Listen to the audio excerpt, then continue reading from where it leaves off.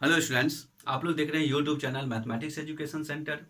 आज की इस क्लास में बीएससी पार्ट 1 के स्टूडेंट के लिए स्पेशल है। वो ऐसा इसलिए क्योंकि आज जो हम स्टार्ट करने के लिए जा रहे हैं वो है थ्योरी ऑफ इक्वेशन बुक, जो बहुत ही इंटरेस्टिंग बुक है। तो चलिए, हम जो थ्योरी ऑफ इक्वेशन में जो टॉपिक स्टडी करने वाले हैं वो है मेरा एलिमेंट्री प्रॉपर्टीज ऑफ इक्वेशन। तो अब हम आगे चलते हैं। एलिमेंट्री प्रॉपर्टीज ऑफ इक्वेशन में जो हम लोग स्टडी करेंगे वो polynomial equation, division of algorithm, remainder theorem, अब फैक्टर थ्योरम। ये चार थ्योरम जो है, ये टॉपिक जो है एलिमेंट्री प्रॉपर्टीज ऑफ इक्वेशंस के, ये पिछले क्लासेस में भी आप लोगों ने ऑलरेडी पढ़ लिए हैं। इसीलिए हमने उसके कुछ छोटे छोटे पॉइंट्स को, इम्पोर्टेंट जो पॉइंट्स हैं वो पहले से ही हम यहाँ पर लिख दिए हैं ताकि वीडियो बड़ा ना बने। तो चलिए, पॉलिनोमियल इक्वेशन, इस पॉलिनोमियल इक्वेशन का हमने एक जनरल फॉर्म लिख लिया है, वो nth डिग्री के फॉर्म में ए नॉट, इसे हम ए नॉट एक्स के power n plus a one x के power n minus one plus a two x के power n minus two plus dot dot a n minus one into x अब plus a n equal to zero. और ये जो ए not है ना, इसकी value क्या नहीं होना चाहिए, जीरो नहीं होना चाहिए। ये जितने भी कॉफिशिएंट आपके पास अवेलेबल है, इस x के पावर n का कॉफिशिएंट, x के पावर n माइनस वन का कॉफिशिएंट, ये सारे के सारे क्या कहलाते हैं, तो कांस्टेंट बोले जाएंगे। ओके, चलिए आगे चलते हैं। Division algorithm for polynomials, नोमियल्स।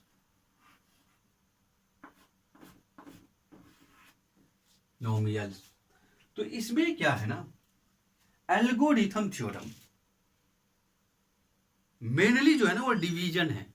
दो कोई फंक्शन आपके पास गिवन है, एक फंक्शन को क्या कहता है, डिवाइड करो। तो चलिए, कहते हैं for any two polynomial f x does not equal to zero and g x does not equal to zero. यानी दो फंक्शन, यानी दो पॉलिनोमियल्स इक्वेशन हमारे पास ऐसे होंगे जिसकी वैल्यू क्या नहीं होना चाहिए, इक्वल टू जीरो नहीं होना चाहिए, इक्वल टू जीरो नहीं होना चाहिए, वो एग्जिस्ट होना चाहिए। कैसा, तो uniquely two polynomials g q x and r x such that, थोड़ा सा गौर से ध्यान से देखिएगा, तो सच दैट वो कैसा, f x equal to g x into q x plus r x. आपने 9th क्लास में भी सेम इसी टाइप का इक्वेशन पढ़े हुए हैं, बल्कि यही इक्वेशन है एल्गोरिथम क्लास 9th और 10th के स्टूडेंट के लिए बोले जाते थे VVI है। तो चलिए, यहाँ पर जो आप देख रहे हैं, where other are x equal to zero, where अगर आपके पास आर एक्स की वैल्यू जीरो मिल गया, यानी रिमाइंडर की वैल्यू जीरो आ गया, तब उस कंडीशन में डिग्री ऐसा होगा। यानी या तो फिर डिग्री अगर ऐसा होता है, ये डिग्री क्या होता है, तो डिग्री एंड हाईएस्ट पावर जो होते हैं ना, वही मेरा डिग्री होता है। तो चलिए, ये जो आपके पास जो एल्गोरिथम थ्योरम है उसका मेनली क्या है, यानी एक्चुअली दिस थ्योरम मींस, ये कहता है इफ वी डिवाइड, यानी f x by g x. थोड़ा सा बैक आते, ये आपका एफ एक्स है और ये जी एक्स है।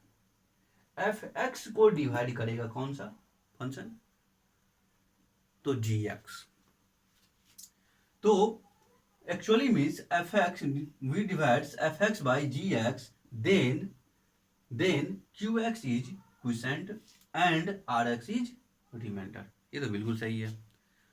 यानी किसी भी नंबर को अगर हम किसी भी नंबर से डिवाइड करते हैं तो उससे हमें क्या मिलता है, एक भागफल भी मिलेगा, एक शेषफल भी मिलेगा या ना। चलिए, तो ये हमने यहाँ पर इस थ्योरम की जो मेन पॉइंट्स है, जो उनकी एक्चुअली बात वो कहना चाह रहा है, वो इसे हम नोट में करके लिख दिए हैं। और लेट एफ एक्स वाला जो मेरा पार्ट्स होगा, इक्वेशन होगा, वो इस टाइप के होगा। वो ध्यान रखिएगा, डज नॉट इक्वल टू 0, यहाँ पर बराबर इक्वेशन का सिंबल नहीं दिया हुआ है। फिर यानी इक्वल टू में 0 नहीं डाला हुआ है। gx जो भी मेरा होगा वो भी सेम तरीके से होगा। तो एक बात और हम यहाँ पर आपको बता दें, जो a नॉट और b नॉट इन दोनों की वैल्यू क्या नहीं होना चाहिए, तो 0 नहीं होना चाहिए। इतनी बातों को ध्यान रखिए। चलिए पहले इसे नोट कीजिए।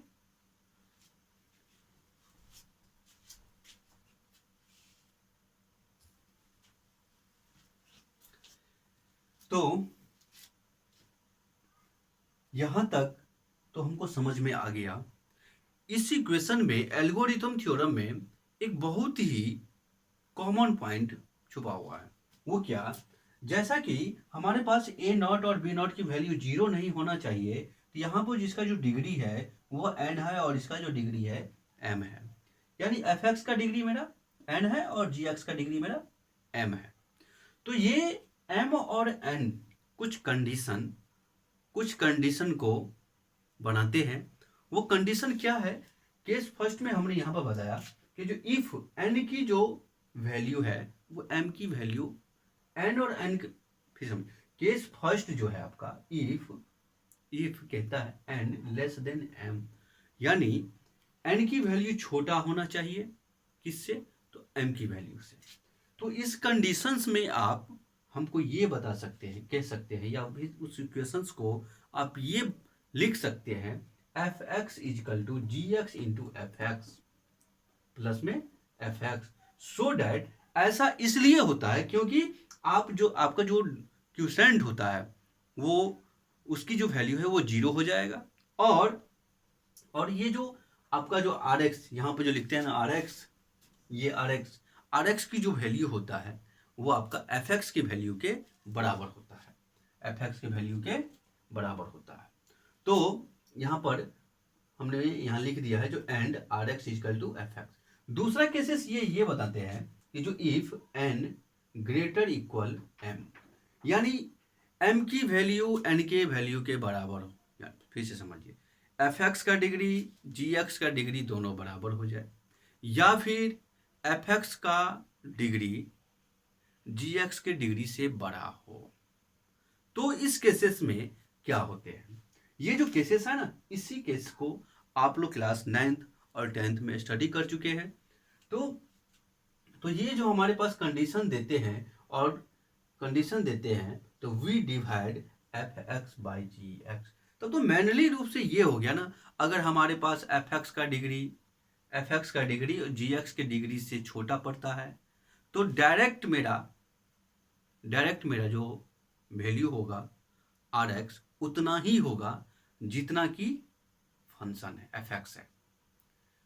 तो चलिए, लेकिन सेकंड केस इसका सबसे ज्यादा इंपॉर्टेंट है, जो अगर एफ एक्स का डिग्री जी एक्स के डिग्री के या तो बराबर या फिर जी एक्स के डिग्री से बड़ा हो जाए, तब उसे हम भाग दे सकते हैं। किससे? तो एफ एक्स को डिवाइड कर सकता है, f x divides by g x. तो f x is equal to q x into g x plus r x. ठीक है। अब जो इसके बाद जो हम लोग स्टडी करने वाले हैं वो है रिमाइंडर थ्योरम। ये रिमाइंडर थ्योरम ना बहुत ही अच्छा टॉपिक है भविष्य के लिए। तो चलिए पहले इसको नोट कीजिए।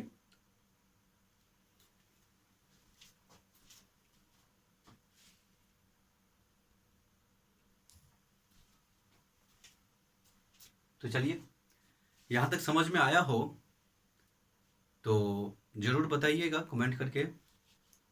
अगला जो हम लोग स्टडी करेंगे वो है रिमाइंडर थ्योरम। ये बहुत ही अच्छा हेडिंग है। कहता है अगर हमारे पास कोई जी एक्स है, जी एक्स एक्स माइनस ए का फॉर्म होना चाहिए, यानी a polynomial of first degree. ये जो आपका होना चाहिए फर्स्ट डिग्री का होना चाहिए, यानी इसका डिग्री फिक्स है, जो जी एक्स का डिग्री क्या होना चाहिए, तो फर्स्ट, यानी ऐसा वैल्यू होना चाहिए एक्स प्लस माइनस ए। यानी कहने का मतलब ये हुआ, जो x प्लस 2 होना चाहिए या फिर x प्लस माइनस 4 होना चाहिए, कोई डिजिट नंबर आना चाहिए। तो then f x is equal to g x into q x, तो ये जी एक्स है ना, g x into q x plus r x, that is x minus a into q x plus r. यहाँ पर variable हमने miss किया, क्यों?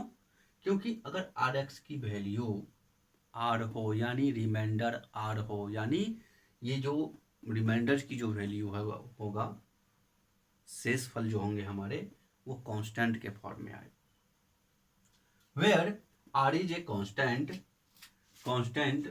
तो सिंस अगर हम इस जी एक्स की वैल्यू को, इस जी एक्स को अगर हम जीरो बता देते हैं, तो हमारे पास x minus a is equal to zero होता है, तो और x इजकल टू ए मिलेगा। और इस x की वैल्यू को हम कहाँ पर रखेंगे, इस इक्वेशन में ला करके डाल दीजिए, तो f यानी x की वैल्यू a, तो f x is equal to x minus a, x की वैल्यू पुट करना है हमारे पास, हमको किस कहाँ पे, इक्वेशन नंबर फर्स्ट में। तो इक्वेशन नंबर फर्स्ट में तो x की वैल्यू a है, तो f a is equal to a minus a x के पोजीशन पर रखना है, into q a plus r. तो हमारे पास क्या मिलता है, f a is equal to r, क्योंकि ये कट करके आपको क्या दे देगा, यानी एफ ए, इसकी वैल्यू तो जीरो होता है ना, तो zero into q a plus r, तो मल्टीप्लाइड कीजिएगा तो जीरो हो जाएगा। तो which is known as the remainder theorem, यानी इसी सारे प्रोसेस को आप बोलते हैं रिमाइंडर थ्योरम। इतना समझ में आया? चलिए फैक्टर थ्योरम क्या कहता है, इफ एफ ए अगर इजकल टू जीरो हो जाए, यानी f a is equal to zero हो जाए, रिमाइंडर भी नहीं बचना चाहिए, यानी ये जो आर है आपके पास वो भी नहीं आना चाहिए, यानी आर कांस्टेंट जो वैल्यू है वो भी आपके पास नहीं होना चाहिए, कुछ भी नहीं आना चाहिए, जीरो आ गया, तब जाकर के आप उसे बोल सकते हैं फैक्टर थ्योरम की प्रोसेस को। यानी थोड़ा सा समझ लीजिए अच्छे से। फैक्टर थ्योरम कहता है अगर आपका वैल्यू एफ ए का वैल्यू जीरो आता है, तो ये जो आपका जी एक्स है, वो एफ एक्स को कंप्लीटली डिवाइड करेगा। यानी ये समझ लीजिए एक बात, जैसे कि 8 को हमको 4 से भाग देना है, क्या शेषफल मिलेगा? यहाँ पर देखिए 8 को हमें 4 से डिवाइड करना है, नहीं मिलेगा, क्योंकि इसकी रिमाइंडर की वैल्यू जीरो आया। बात समझ में आया? तो ये सारी बातें फैक्टर थ्योरम के पास भी है। If f equal to zero, तो then the reminder is zero, तो that is the polynomial is the completely divisible by x minus a. ये वही एक्स माइनस ए है जो आपके पास जी एक्स के पास है, ये एक्स जी एक्स की वैल्यू होता है। तो चलिए ये सब तो इसकी बेसिक थ्योरम है, जिसको आप लोग पिछले क्लासेस में भी जान रहे थे। नेक्स्ट क्लास में हम लोग बीएससी फर्स्ट पार्ट के जो भी स्टूडेंट्स है, उसका सबसे ज़्यादा और highlighted topic fundamental theorem start होने वाला है। अगला क्लास भूल से भी मिस मत कीजिएगा, ज़रूर देखिएगा, और इसमें कहाँ पर प्रॉब्लम हुआ है या कहाँ पर किसी भी प्रकार की त्रुटि रह गया है, उसे हमें आप कमेंट करके ज़रूर बताइएगा। तब तक के लिए थैंक्स।